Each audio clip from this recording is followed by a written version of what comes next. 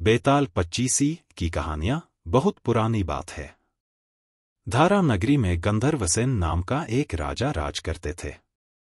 उसके 4 रानियां थीं। उनके 6 लड़के थे जो सबके सब बड़े ही चतुर और बलवान थे। संयोग से एक दिन राजा की मृत्यु हो गई और उनकी जगह उनका बड़ा बेटा शंख गद्दी पर बैठा। उसने कुछ दिन राज किया, लेकिन छोटे भाई विक्रम ने उसे मार डाला और स्वयं राजा बन बैठा। उसका राज्य दिनों दिन बढ़ता गया और वह सारे जम्बूद्वीप का राजा बन बैठा। एक दिन उसके मन में आया कि उसे घूमकर सैर करनी चाहिए और जिन देशों के नाम उसने सुने हैं उन्हें देखना चाहिए। सो वह गद्दी अपने छोटे भाई भर्तृहरि को सौंपकर योगी बनकर राज्य से निकल पड़ा। उस नगर में एक ब्राह्मण तपस्या करता था। एक दिन देवता ने प्रसन्न होकर उसे एक फल दिया और कहा कि इसे जो भी खाएगा वह अमर हो जाएगा। ब्राह्मण ने वह फल लाकर अपनी पत्नी को दिया और देवता की बात भी बता दी। ब्राह्मणी बोली, हम अमर होकर क्या करेंगे? हमेशा भीख मांगते रहेंगे। इससे तो मरना ही अच्छा है। तुम इस फल को ले जाकर राजा को दे आओ और बदले में कुछ धन ले आओ। यह सुनकर ब्राह्मण फल लेकर राजा भर्तृहरि के पास गया और सारा हाल कह सुनाया। भर्तृहरि ने फल ले लिया और ब्राह्मण को 1 लाख रुपए देकर विदा कर दिया। भर्तृहरि अपनी एक रानी को बहुत चाहता था। उसने महल में जाकर वह फल उसी को दे दिया। रानी की मित्रता शहर कोतवाल से थी। उसने वह फल कोतवाल को दे दिया। कोतवाल एक वेश्या के पास जाया करता था। वह उस फल को उस वेश्या को दे आया। वेश्या ने सोचा कि यह फल तो राजा को खाना चाहिए।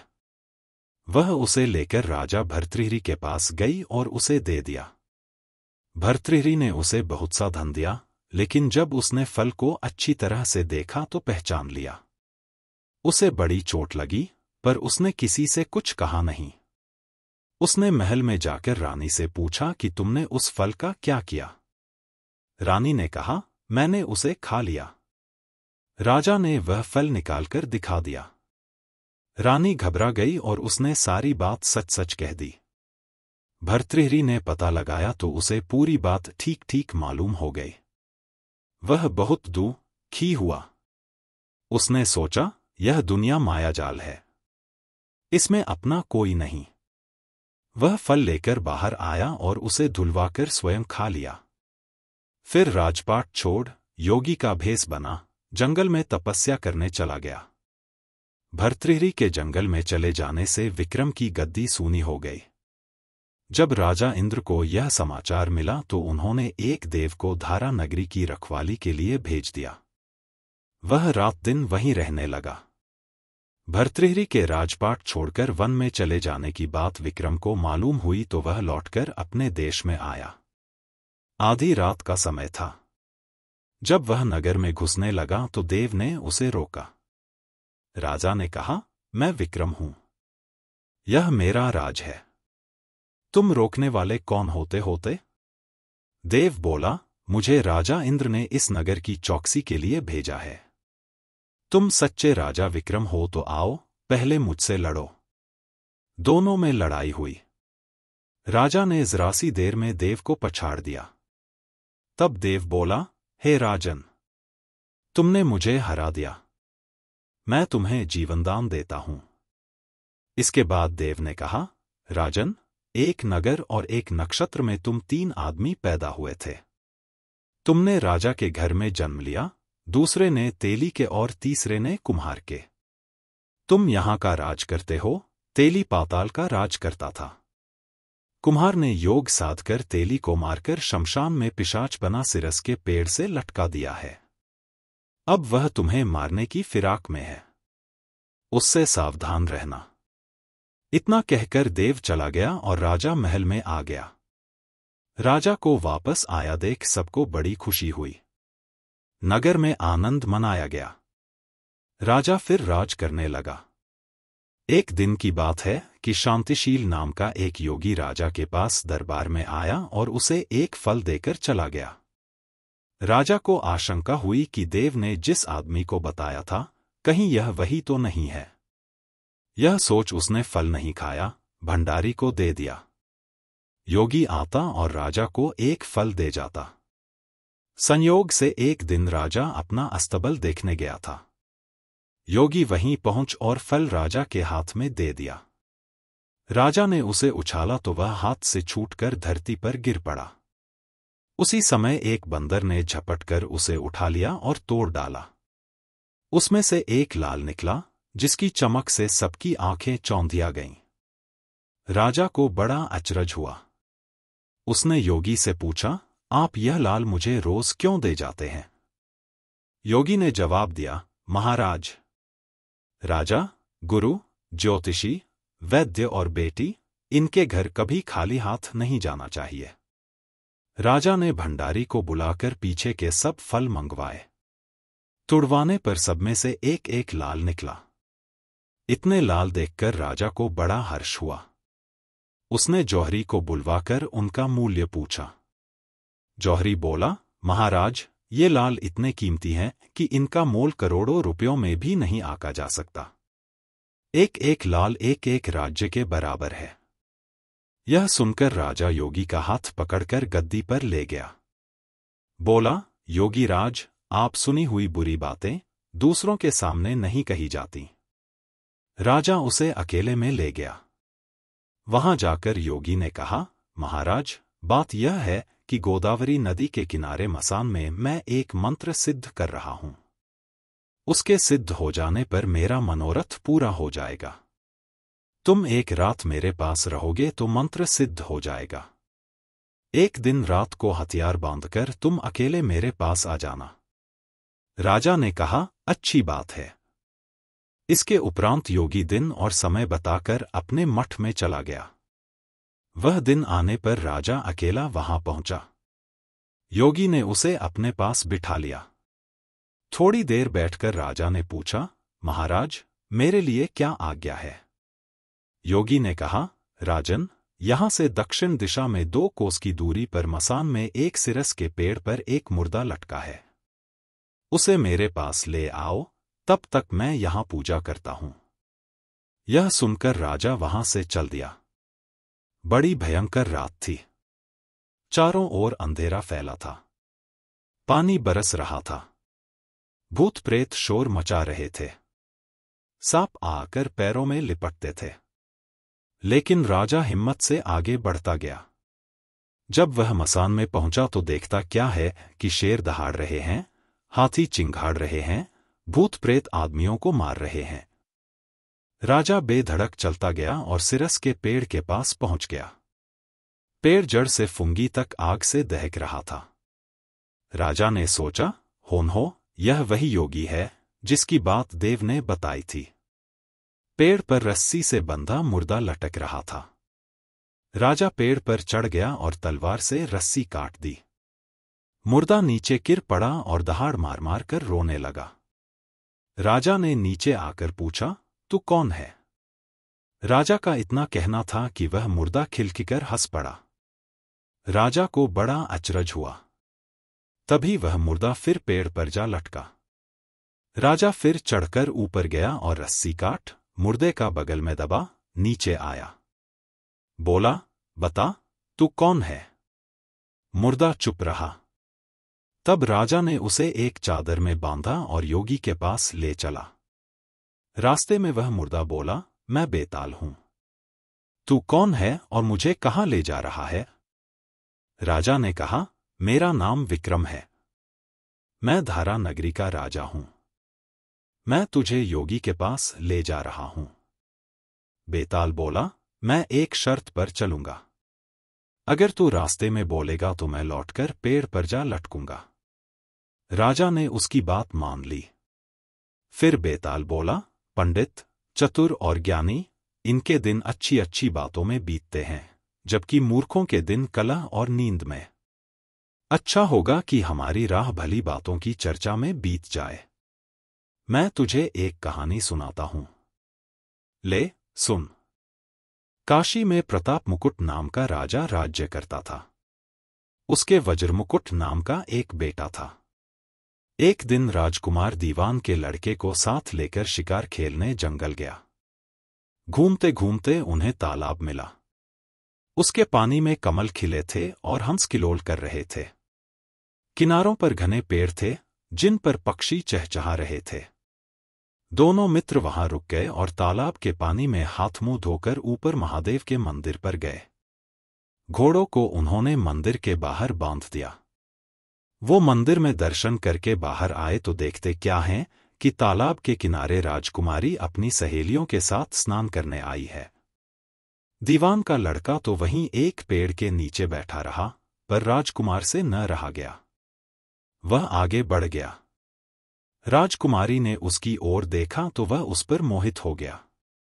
राजकुमारी भी उसकी तरफ देखती रही। फिर उसने किया क्या कि जूड़े में से कमल का फूल निकाला, कान से लगाया, दांत से कुतरा, पैर के नीचे दबाया और फिर छाती से लगा, अपनी सखियों के साथ चली गई। उसके जाने पर राजकुमार निराश हो अपने मित्र के पास आया और सब हाल सुनाकर बोला, मैं इस राजकुमारी के बिना नहीं रह सकता। पर मुझे न तो उसका नाम मालूम है, ना ठिकाना। वह कैसे मिलेगी? दीवान के लड़के ने कहा, राजकुमार, आप इतना घबराएं नहीं। वह सब कुछ बता गई है। राजकुमार ने पूछा, कैसे? वह बोला, उसने कमल का फूल सिर से उतार कर कानों से लगाया तो उसने बताया कि मैं कर्नाटक की रहने वाली हूं।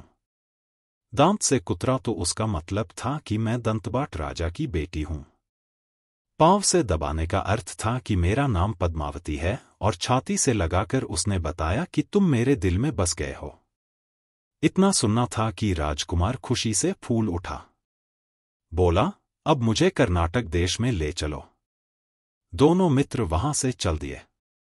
घूमते फिरते, सैर करते, दोनों कई दिन बाद वहां पहुंचे। राजा के महल के पास गए तो एक बुढ़िया अपने द्वार पर बैठी चरखा काटती मिली। उसके पास जाकर दोनों घोड़ों से उतर पड़े और बोले, माई, हम सौदागर हैं। हमारा सामान पीछे आ रहा है। हमें रहने को थोड़ी जगह दे दो। उनकी शक्ल सूरत देखकर और बात सुनकर बुढ़िया के मन में ममता उमड़ आई। बोली, बेटा, तुम्हारा घर है। जब तक जी में आए, रहो। दोनों वहीं ठहर गए। दीवान के बेटे ने उससे पूछा, माई, तुम क्या करती हो? तुम्हारे घर में कौन कौन है? तुम्हारी गुजर कैसे होती है? बुढ़िया ने जवाब दिया, बेटा, मेरा एक बेटा है जो राजा की चाकरी में है। मैं राजा की बेटी पद्मावती की धाय थी। बूढ़ी हो जाने से अब घर में रहती हूं। राजा खाने पीने को दे देता है। दिन में एक बार राजकुमारी को देखने महल में जाती हूं। राजकुमार ने बुढ़िया को कुछ धन दिया और कहा, माई, कल तुम वहां जाओ तो राजकुमारी से कह देना कि जेठ सुदी पंचमी को तुम्हें तालाब पर जो राजकुमार मिला था, वह आ गया है। अगले दिन जब बुढ़िया राजमहल गई तो उसने राजकुमार का संदेशा उसे दे दिया। सुनते ही राजकुमारी ने गुस्सा होकर हाथों में चंदन लगाकर उसके गाल पर तमाचा मारा और कहा, मेरे घर से निकल जा। बुढ़िया ने घर आकर सब हाल राजकुमार को कह सुनाया। राजकुमार हक्का बक्का रह गया। तब उसके मित्र ने कहा, राजकुमार, आप घबराएं नहीं, उसकी बातों को समझें। उसने देसों उंगलियां सफेद चंदन में मारी, इससे उसका मतलब यह है कि अभी 10 रोज चांदनी के हैं। उनके बीतने पर मैं अंधेरी रात में मिलूंगी। 10 दिन के बाद बुढ़िया ने फिर राजकुमारी को खबर दी तो इस बार उसने केसर के रंग में 3 उंगलियां डुबोकर उसके मुंह पर मारी और कहा, भाग यहां से। बुढ़िया ने आकर सारी बात सुना दी। राजकुमार शोक से व्याकुल हो गया। दीवान के लड़के ने समझाया, इसमें हैरान होने की क्या बात है?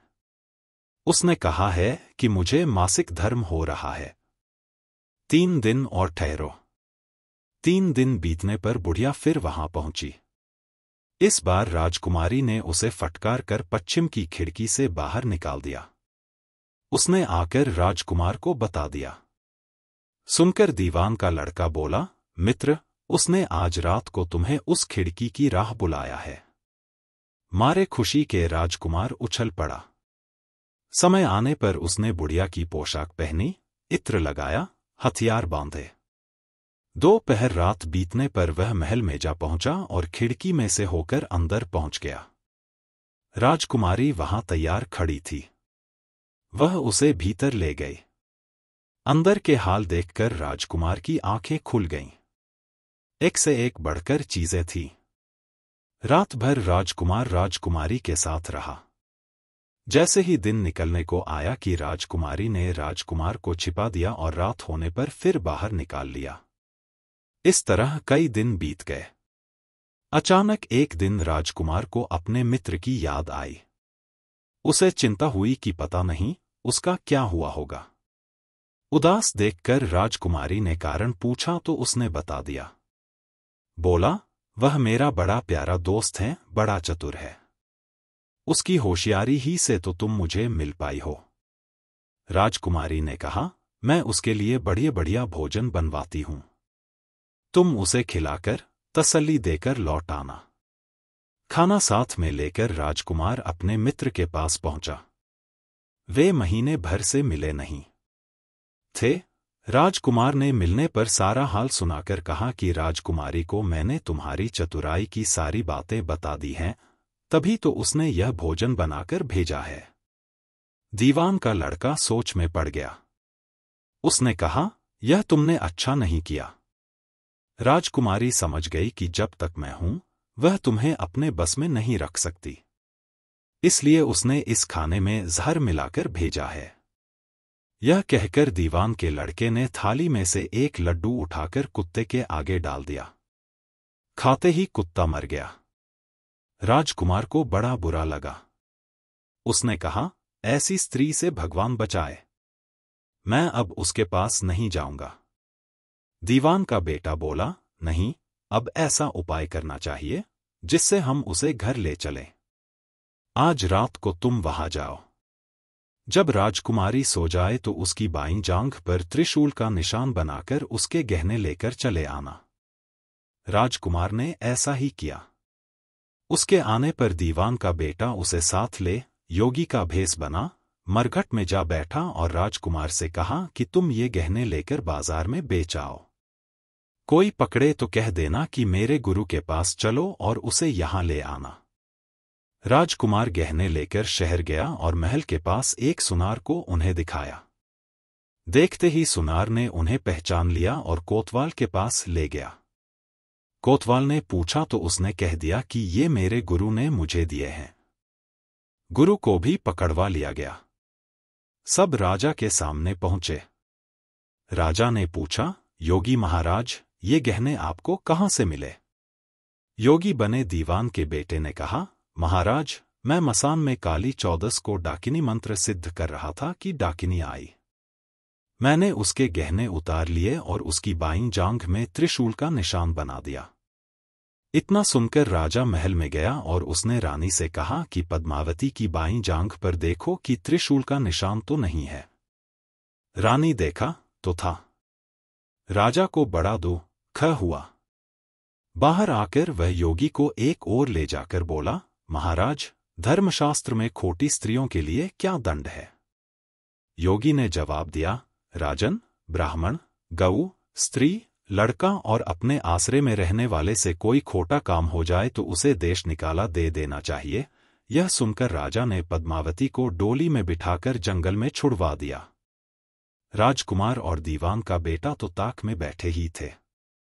राजकुमारी को अकेली पाकर साथ ले अपने नगर में लौट आए और आनंद से रहने लगे। इतनी बात सुनाकर बेताल बोला, राजन, यह बताओ कि पाप किसको लगा है? राजा ने कहा, पाप तो राजा को लगा।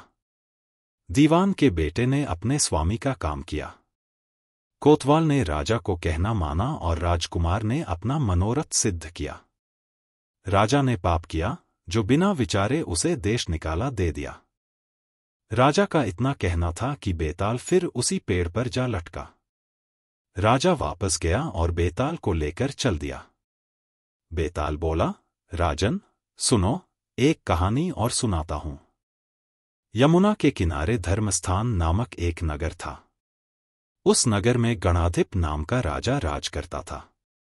उसी में केशव नाम का एक ब्राह्मण भी रहता था। ब्राह्मण यमुना के तट पर जप तप किया करता था। उसकी एक पुत्री थी जिसका नाम मालती था। वह बड़ी रूपवती थी। जब वह ब्याह के योग्य हुई तो उसके माता पिता और भाई को चिंता हुई। संयोग से एक दिन जब ब्राह्मण अपने किसी यजमान की बारात में गया था और भाई पढ़ने गया था, तभी उनके घर में एक ब्राह्मण का लड़का आया। लड़की की मां ने उसके रूप और गुणों को देखकर उससे कहा कि मैं तुमसे अपनी लड़की का ब्याह करूंगी। होनहार की बात कि उधर ब्राह्मण पिता को भी एक दूसरा लड़का मिल गया और उसने उस लड़के को भी यही वचन दे दिया। उधर ब्राह्मण का लड़का जहां पढ़ने गया था, वहां वह एक लड़के से यही वादा कर आया। कुछ समय बाद बाप बेटे घर में इकट्ठे हुए तो देखते क्या है कि वहां एक तीसरा लड़का और मौजूद है। दो उनके साथ आए थे। अब क्या हो? ब्राह्मण, उसका लड़का और ब्राह्मणी बड़े सोच में पड़े। दैवयोग से हुआ क्या कि लड़की को सांप ने काट लिया और वह मर गई। उसके बाप, भाई और तीनों लड़कों ने बड़ी भागदौड़ की, जहर झाड़ने वालों को बुलाया, पर कोई नतीजा न निकला। सब अपनी अपनी करके चले गए। दुखी होकर वे उस लड़की को श्मशान में ले गए और क्रियाकर्म कराए। तीनों लड़कों में से एक ने तो उसकी हड्डियां चुन ली और फकीर बनकर जंगल में चला गया। दूसरे ने राख की गठरी बांधी और वहीं झोपड़ी डालकर रहने लगा। तीसरा योगी होकर देश देश घूमने लगा। एक दिन की बात है, वह तीसरा लड़का घूमते घामते किसी नगर में पहुंचा और एक ब्राह्मणी के घर भोजन करने बैठा। जैसे ही उस घर की ब्राह्मणी भोजन परोसने आई कि उसके छोटे लड़के ने उसका आंचल पकड़ लिया। ब्राह्मणी से अपना आंचल छुड़ता नहीं था। ब्राह्मणी को बड़ा गुस्सा आया। उसने अपने लड़के को झिड़का, मारा पीटा, फिर भी वह न माना तो ब्राह्मणी ने उसे उठाकर जलते चूल्हे में पटक दिया। लड़का जलकर राख हो गया। ब्राह्मण बिना भोजन किए ही उठ खड़ा हुआ। घरवालों ने बहुतेरा कहा, पर वह भोजन करने के लिए राजी न हुआ। उसने कहा, जिस घर में ऐसी राक्षसी हो, उसमें मैं भोजन नहीं कर सकता। इतना सुनकर वह आदमी भीतर गया और संजीवनी विद्या की पोथी लाकर एक मंत्र पढ़ा।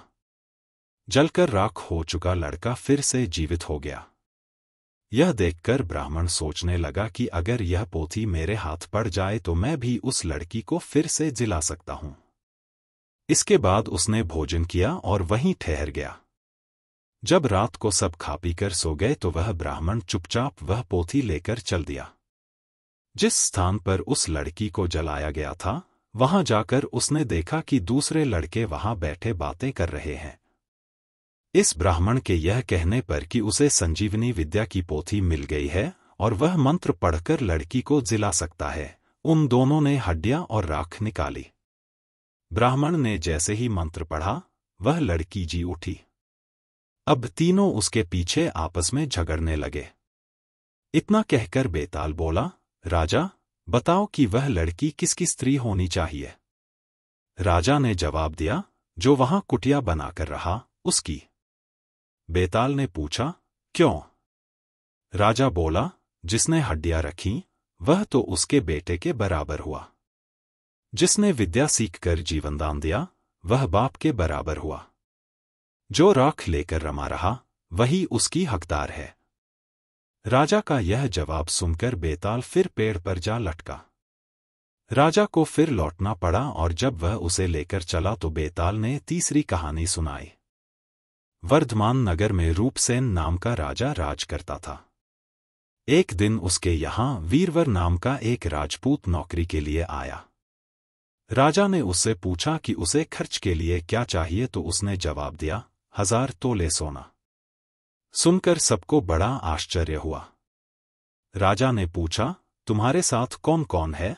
उसने जवाब दिया, मेरी स्त्री, बेटा और बेटी। राजा को और भी अचंभा हुआ। आखिर 4 जने इतने धन का क्या करेंगे? फिर भी उसने उसकी बात मान ली। उस दिन से वीरवर रोज 1000 तोले सोना भंडारी से लेकर अपने घर आता। उसमें से आधा ब्राह्मणों में बांट देता, बाकी के 2 हिस्से करके एक मेहमानों, वैरागियों और सन्यासियों को देता और दूसरे से भोजन बनवाकर पहले गरीबों को खिलाता उसके बाद जो बचता उसे स्त्री बच्चों को खिलाता, आप खाता। काम यह था कि शाम होते ही ढाल तलवार लेकर राज के पलंग की चौकीदारी करता। राजा को जब कभी रात को जरूरत होती वह हाजिर रहता। एक आधी रात के समय राजा को मरघट की ओर से किसी के रोने की आवाज आई। उसने वीरवर को पुकारा तो वह आ गया। राजा ने कहा, जाओ पता लगाकर आओ कि इतनी रात गए यह कौन रो रहा है और क्यों रो रहा है। वीरवर तत्काल वहां से चल दिया। मरघट में जाकर देखता क्या है कि सिर से पांव तक एक स्त्री गहनों से लदी कभी नाचती है, कभी कूदती है और सिर पीट पीट कर रोती है, लेकिन उसकी आंखों से एक बूंद आंसू की नहीं निकलती। वीरवर ने पूछा, तुम कौन हो, क्यों रोती हो? उसने कहा, मैं राजलक्ष्मी हूं। रोती इसलिए हूं कि राजा विक्रम के घर में खोटे काम होते हैं, इसलिए वहां दरिद्रता का डेरा पड़ने वाला है। मैं वहां से चली जाऊंगी और राजा दुखी होकर 1 महीने में मर जाएगा। सुनकर वीरवर ने पूछा, इससे बचने का कोई उपाय है? स्त्री बोली, हां है।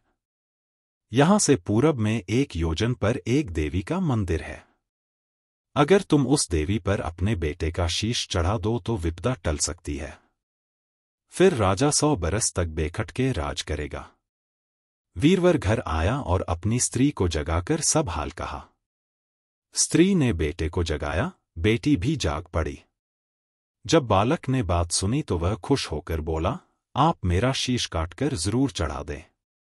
एक तो आपकी आज्ञा, दूसरे स्वामी का काम, तीसरे यह देह देवता पर चढ़े, इससे बढ़कर बात और क्या होगी? आप जल्दी करें।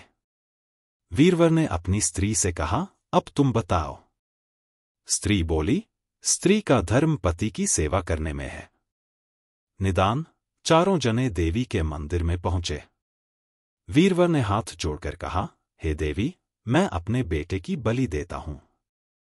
मेरे राजा की 100 बरस की उम्र हो। इतना कहकर उसने इतने जोर से खांडा मारा कि लड़के का शीश धड़ से अलग हो गया। भाई का यह हाल देखकर बहन ने भी खांडे से अपना सिर अलग कर डाला। बेटा बेटी चले गए तो दुखी मां ने भी उन्हीं का रास्ता पकड़ा और अपनी गर्दन काट दी। वीरवर ने सोचा कि घर में कोई नहीं रहा तो मैं ही जीकर क्या करूंगा। उसने भी अपना सिर काट डाला। राजा को जब यह मालूम हुआ तो वह वहां आया। उसे बड़ा दुख हुआ कि उसके लिए 4 प्राणियों की जान चली गई। वह सोचने लगा कि ऐसा राज करने से धिक्कार है। यह सोच उसने तलवार उठा ली और जैसे ही अपना सिर काटने को हुआ कि देवी ने प्रकट होकर उसका हाथ पकड़ लिया। बोली, राजन, मैं तेरे साहस से प्रसन्न हूं। तू जो वर मांगेगा सो दूंगी। राजा ने कहा, देवी, तुम प्रसन्न हो तो इन 4 को जिला दो। देवी ने अमृत छिड़क कर उन 4 को फिर से जिला दिया। इतना कहकर बेताल बोला, राजा, बताओ सबसे ज्यादा पुण्य किसका हुआ? राजा बोला, राजा का। बेताल ने पूछा, क्यों? राजा ने कहा, इसलिए कि स्वामी के लिए चाकर का प्राण देना धर्म है, लेकिन चाकर के लिए राजा का राजपाट को छोड़ जान को तिनके के समान समझकर देने को तैयार हो जाना बहुत बड़ी बात है। यह सुन बेताल गायब हो गया और पेड़ पर जा लटका। बेचारा राजा दौड़ा दौड़ा वहां पहुंचा और उसे फिर पकड़कर लाया तो बेताल ने चौथी कहानी कही। भोगवती नाम की एक नगरी थी। उसमें राजा रूपसेन राज करता था। उसके पास चिंतामणि नाम का एक तोता था। एक दिन राजा ने उससे पूछा, हमारा ब्याह किसके साथ होगा? तोते ने कहा, मगध देश के राजा की बेटी चंद्रावती के साथ होगा। राजा ने ज्योतिषी को बुलाकर पूछा तो उसने भी यही कहा। उधर मगध देश की राजकन्या के पास एक मैना थी। उसका नाम था मदन मंजरी। एक दिन राजकन्या ने उससे पूछा कि मेरा विवाह किसके साथ होगा तो उसने कह दिया कि भोगवती नगर के राजा रूपसेन के साथ। इसके बाद दोनों को विवाह हो गया। रानी के साथ उसकी मैना भी आ गई। राजा रानी ने तोता मैना का ब्याह करके उन्हें एक पिंजड़े में रख दिया। एक दिन की बात की तोता मैना में बहस हो गई। मैना ने कहा, आदमी बड़ा पापी, दगाबाज और अधर्मी होता है।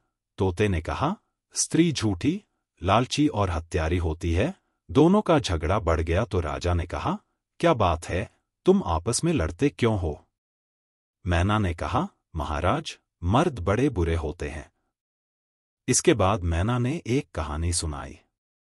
इलापुर नगर में महाधन नाम का एक सेठ रहता था। विवाह के बहुत दिनों के बाद उसके घर एक लड़का पैदा हुआ। सेठ ने उसका बड़ी अच्छी तरह से लालन पालन किया, पर लड़का बड़ा होकर जुआ खेलने लगा। इस बीच सेठ मर गया। लड़के ने अपना सारा धन जुए में खो दिया। जब पास में कुछ न बचा तो वह नगर छोड़कर चंद्रपुरी नामक नगरी में जा पहुंचा। वहां हिमगुप्त नाम का साहूकार रहता था। उसके पास जाकर उसने अपने पिता का परिचय दिया और कहा कि मैं जहाज लेकर सौदागरी करने गया था। माल बेचा, धन कमाया, लेकिन लौटते में समुद्र में ऐसा तूफान आया कि जहाज डूब गया और मैं जैसे तैसे बचकर यहां आ गया। उस सेठ के एक लड़की थी, रत्नावती। सेठ को बड़ी खुशी हुई कि घर बैठे इतना अच्छा लड़का मिल गया। उसने उस लड़के को अपने घर में रख लिया और कुछ दिन बाद अपनी लड़की से उसका ब्याह कर दिया। दोनों वहीं रहने लगे। अंत में एक दिन वहां से विदा हुए। सेठ ने बहुत सा धन दिया और एक दासी को उनके साथ भेज दिया। रास्ते में एक जंगल पड़ता था। वहां आकर लड़के ने स्त्री से कहा, यहां बहुत डर है, तुम अपने गहने उतारकर मेरी कमर में बांध दो। लड़की ने ऐसा ही किया। इसके बाद लड़के ने कहारों को धन देकर डोले को वापस करा दिया और दासी को मारकर कुएं में डाल दिया। फिर स्त्री को भी कुएं में पटककर आगे बढ़ गया। स्त्री रोने लगी। एक मुसाफिर उधर जा रहा था। जंगल में रोने की आवाज सुनकर वह वहां आया, उसे कुएं से निकालकर उसके घर पहुंचा दिया। स्त्री ने घर जाकर मां बाप से कह दिया कि रास्ते में चोरों ने हमारे गहने छीन लिए और दासी को मारकर मुझे कुएं में ढकेलकर भाग गए। बाप ने उसे ढाढ़स बंधाया और कहा कि तू चिंता मत कर, तेरा स्वामी जीवित होगा और किसी दिन आ जाएगा। उधर वह लड़का जेवर लेकर शहर पहुंचा। उसे तो जुए की लत लगी थी। वह सारे गहने जुए में हार गया। उसकी बुरी हालत हुई तो वह यह बहाना बनाकर कि उसके लड़का हुआ है, फिर अपनी ससुराल चला। वहां पहुंचते ही सबसे पहले उसकी स्त्री मिली। वह बड़ी खुश हुई। उसने पति से कहा, आप कोई चिंता न करें, मैंने यहां आकर दूसरी ही बात कही है, जो कहा था वह उसने बता दिया। सेठ अपने जमाई से मिलकर बड़े प्रसन्न हुए और उन्होंने उसे बड़ी अच्छी तरह से घर में रखा। कुछ दिन बाद एक रोज जब वह लड़की गहने पहने सो रही थी, उसने चुपचाप छुरी से उसे मार डाला और उसके गहने लेकर चंपत हो गया। मैना बोली, महाराज, यह सब मैंने अपनी आंखों से देखा। ऐसा पापी होता है आदमी। राजा ने तोते से कहा, अब तुम बताओ कि स्त्री क्यों बुरी होती है। इस पर तोते ने यह कहानी सुनाई। कंचनपुर में सागरदत्त नाम का एक सेठ रहता था। उसके श्रीदत्त नाम का एक लड़का था। वहां से कुछ दूर पर एक और नगर था, श्रीविजयपुर। उसमें सोमदत्त नाम का सेठ रहता था। उसके एक लड़की थी, वह श्रीदत्त को ब्याही थी। ब्याह के बाद श्रीदत्त व्यापार करने परदेस चला गया। 12 बरस हो गए और वह न आया तो जयश्री व्याकुल होने लगी।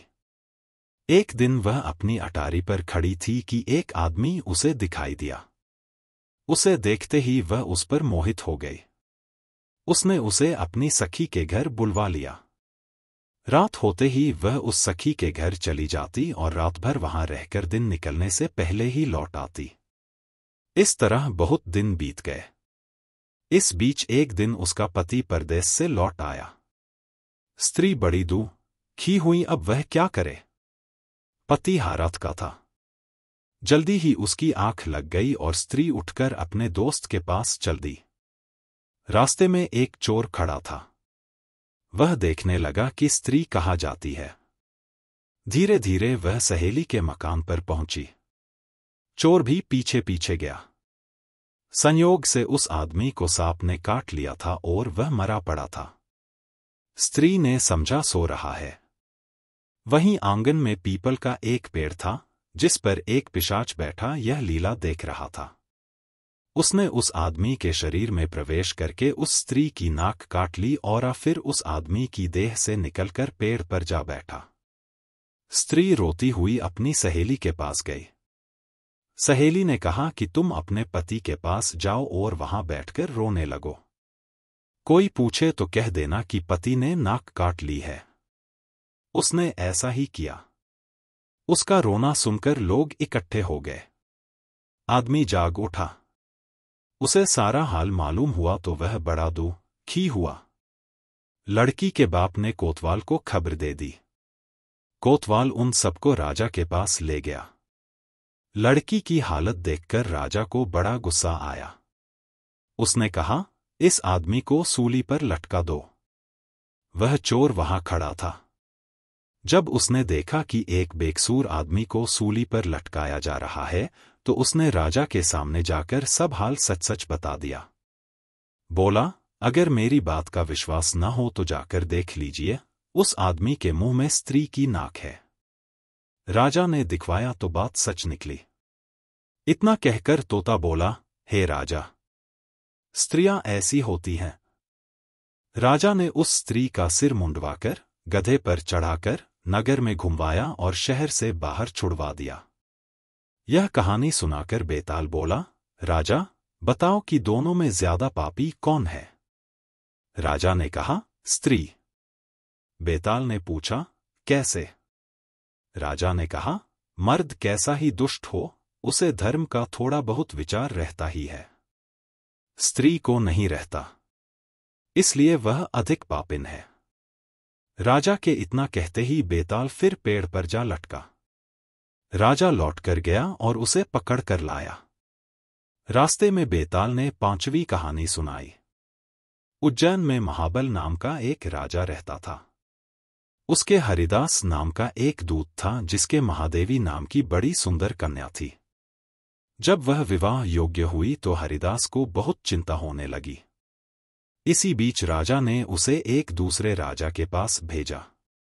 कई दिन चलकर हरिदास वहां पहुंचा। राजा ने उसे बड़ी अच्छी तरह से रखा। एक दिन एक ब्राह्मण हरिदास के पास आया। बोला, तुम अपनी लड़की मुझे दे दो।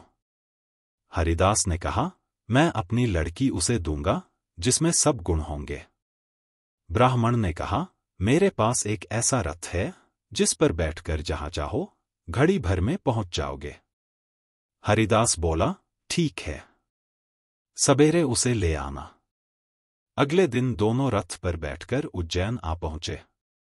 दैवयोग से उससे पहले हरिदास का लड़का अपनी बहन को किसी दूसरे को और हरिदास की स्त्री अपनी लड़की को किसी तीसरे को देने का वादा कर चुकी थी। इस तरह 3 वर इकट्ठे हो गए। हरिदास सोचने लगा कि कन्या एक है, वह 3 है, क्या करे? इसी बीच एक राक्षस आया और कन्या को उठाकर विंध्याचल पहाड़ पर ले गया। तीनों वरों में एक ज्ञानी था। हरिदास ने उससे पूछा तो उसने बता दिया कि एक राक्षस लड़की को उड़ा ले गया है और वह विंध्याचल पहाड़ पर है।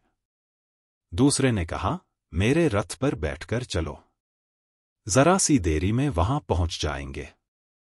तीसरा बोला, मैं शब्दवेदी तीर चलाना जानता हूं, राक्षस को मार गिराऊंगा। वे सब रथ पर चढ़कर विंध्याचल पहुंचे और राक्षस को मारकर लड़की को बचा जाए। इतना कहकर बेताल बोला, हे राजन, बताओ वह लड़की उन तीनों में से किसको मिलनी चाहिए? राजा ने कहा, जिसने राक्षस को मारा उसको मिलनी चाहिए, क्योंकि असली वीरता तो उसी ने दिखाई। बाकी 2 ने तो मदद की। राजा का इतना कहना था कि बेताल फिर पेड़ पर जा लटका और राजा फिर उसे लेकर आया तो रास्ते में बेताल ने 6ठी कहानी सुनाई। धर्मपुर नाम की एक नगरी थी।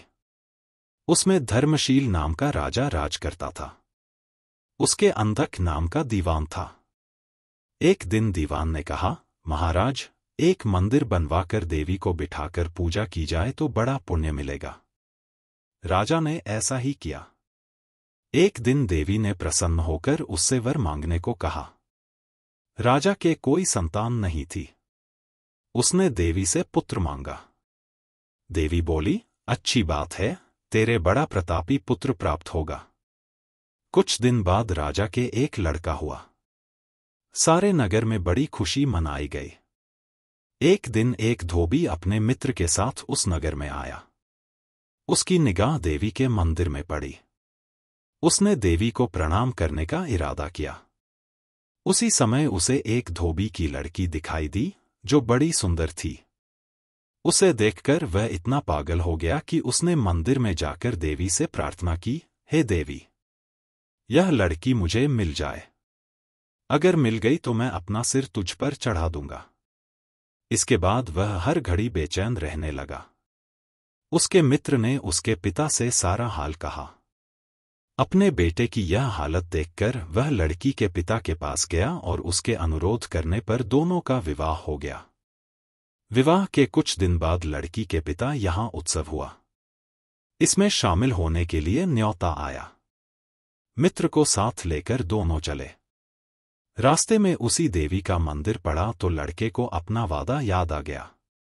उसने मित्र और स्त्री को थोड़ी देर रुकने को कहा और स्वयं जाकर देवी को प्रणाम करके इतने जोर से तलवार मारी कि उसका सिर धड़ से अलग हो गया। देर हो जाने पर जब उसका मित्र मंदिर के अंदर गया तो देखता क्या है कि उसके मित्र का सिर धड़ से अलग पड़ा है। उसने सोचा कि यह दुनिया बड़ी बुरी है। कोई यह तो समझेगा नहीं कि इसने अपने आप शीश चढ़ाया है। सब यही कहेंगे कि इसकी सुंदर स्त्री को हड़पने के लिए मैंने इसकी गर्दन काट दी। इससे कहीं मर जाना अच्छा है। यह सोच उसने तलवार लेकर अपनी गर्दन उड़ा दी। उधर बाहर खड़ी खड़ी स्त्री हैरान हो गई तो वह मंदिर के भीतर गई। देखकर चकित रह गई। सोचने लगी कि दुनिया कहेगी यह बुरी औरत होगी, इसलिए दोनों को मार आई, इस बदनामी से मर जाना अच्छा है। यह सोच उसने तलवार उठाई और जैसे ही गर्दन पर मारनी चाही कि देवी ने प्रकट होकर उसका हाथ पकड़ लिया और कहा, मैं तुझ पर प्रसन्न हूं। जो चाहो सो मांगो। स्त्री बोली, हे देवी, इन दोनों को जिला दो। देवी ने कहा, अच्छा, तुम दोनों के सिर मिलाकर रख दो। घबराहट में स्त्री ने सिर जोड़े तो गलती से एक का सिर दूसरे के धड़ पर लग गया। देवी ने दोनों को जिला दिया। अब वे दोनों आपस में झगड़ने लगे। एक कहता था कि यह स्त्री मेरी है, दूसरा कहता मेरी। बेताल बोला, हे राजन, बताओ कि यह स्त्री किसकी हो। राजा ने कहा, नदियों में गंगा उत्तम है, पर्वतों में सुमेरु, वृक्षों में कल्प वृक्ष और अंगों में सिर। इसलिए शरीर पर पति का सिर लगा हो, वही पति होना चाहिए। इतना सुनकर बेताल फिर पेड़ पर जा लटका। राजा उसे फिर लाया तो उसने सातवीं कहानी कही।